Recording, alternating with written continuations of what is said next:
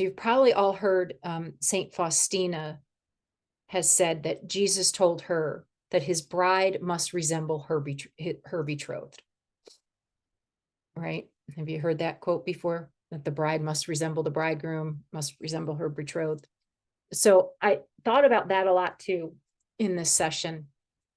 And most of the writings that I've read about that, and I think even where it is in her journal, it's really referring to the acceptance of suffering.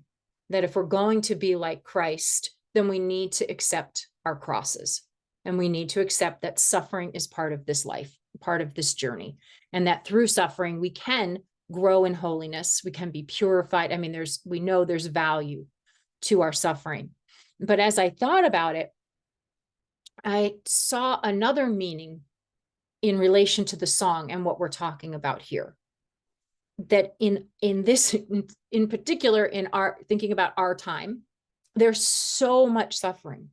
And I think sometimes we forget that with Jesus, there is more than just suffering, that the cross and the suffering was the door to resurrection and new life, to redemption. It didn't end with suffering and death.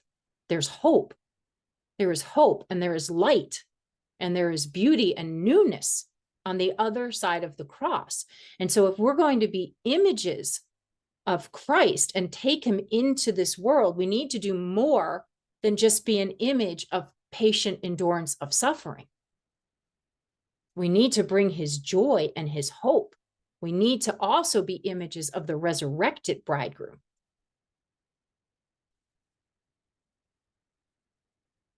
And I think this comes in that growing in holiness, but also living fully the life that he has given us, seeking out, asking him for the gift of his joy.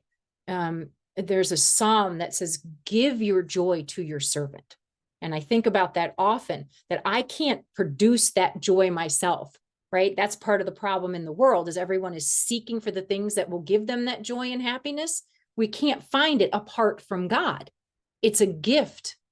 It's a gift that he gives to us. So praying for that joy and meditating on, I know it's very profitable to meditate on the passion of Christ, but I'm finding it's also profitable, fruitful to meditate on the resurrection.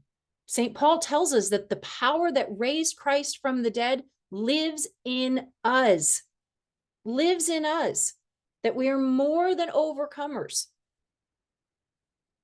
that his victory is ours. And it was for the hope of that resurrection, for the glory set before him, that he was able to endure the suffering of the cross.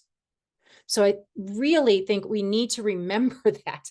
And even as we're accepting the suffering and enduring the suffering, to, like Christ did, keep our gaze focused on the hope, the glory that he has promised us. That's what allows us to find his joy in the midst of the suffering. And that's what the world needs to see, that it's not about getting rid of all suffering.